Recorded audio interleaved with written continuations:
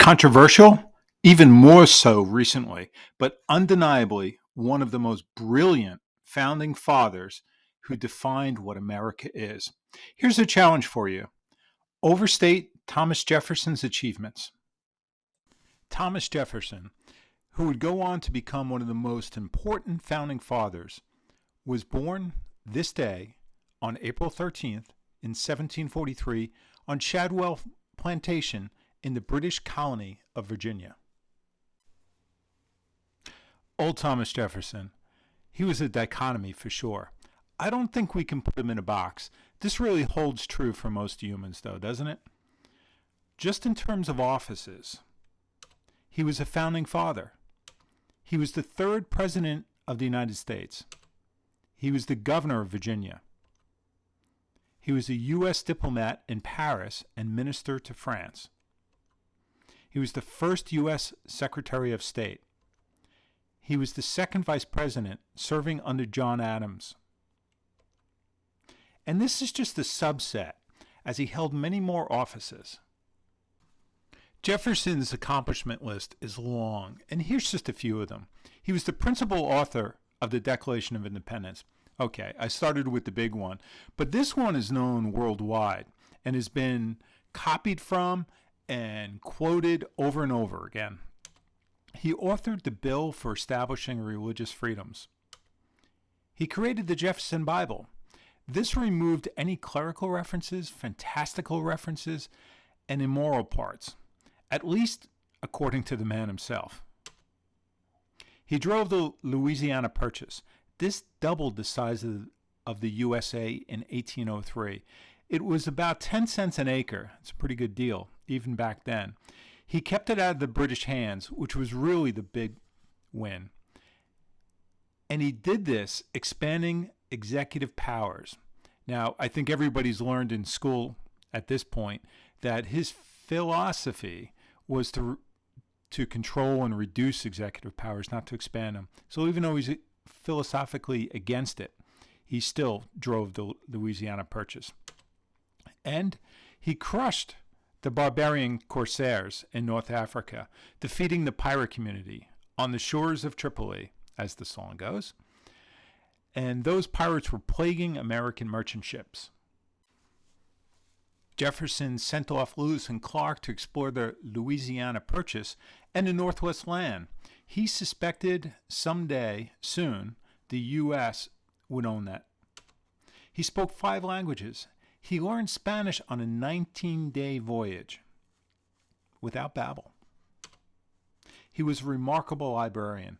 After the British and Canadians burned the Library of Congress, by the way, the good guys never burn books. He offered to sell his collection to restart the Library of Congress. He founded the University of Virginia. He designed the buildings. He supported public-funded education. He designed Monticello.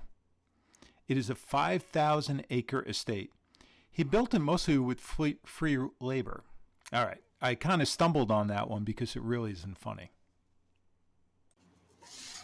He was admitted into the Virginia bar in 1767. He could have become the greatest lawyer of his day. Well, maybe not greater than John Adams, but that's a discussion for another day or another video. He took a number of freedom suits, mostly without charge. The most famous was the Sam Howell case, where he expounded upon the principles of natural law for the first time. This is the principle that would become the basis for the Declaration of Independence. Jefferson was an innovator. He improved upon the polygraph. All right. A little bit too advanced for him. Not the lie detector. He improved upon the polygraph. That would help you make a copy as you write out a letter. Still pretty cool, I think. He made improvements on the plow. He invented the pedometer to count steps. He invented the great clock, which is powered by gravitational pull on a set of cannonballs. This is an absolute must-see if you visit Monticello. It keeps track of time and the day of the week. So you really can't answer the question, what does it mean to be an American? You can't answer that correctly without quoting or paraphrasing Thomas Jefferson. He is what it means to be American when we are at our best. But nobody is perfect. Let's face it, Thomas Jefferson owned slaves, and that is the controversy with him. He was a contradiction.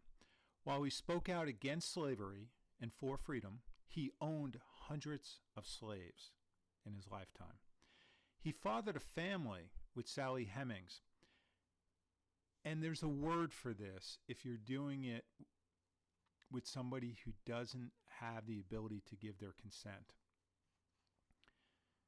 He also wrote about whites and blacks not being able to live freely in a single society together. So he certainly wasn't perfect. Thomas Jefferson was in crushing debt.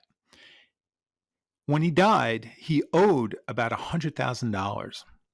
That, in today's terms, is $3.2 million. It's a lot of money to own. And that's part of the reason why he was looking to sell his library to Congress. In comparison, John Adams died on the same day with wealth equaling roughly Jefferson's death. He left wealth for generations. Thomas Jefferson was a lot of things.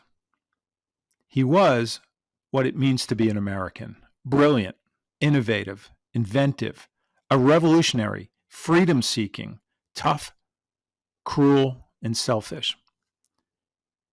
A human who seeks to improve.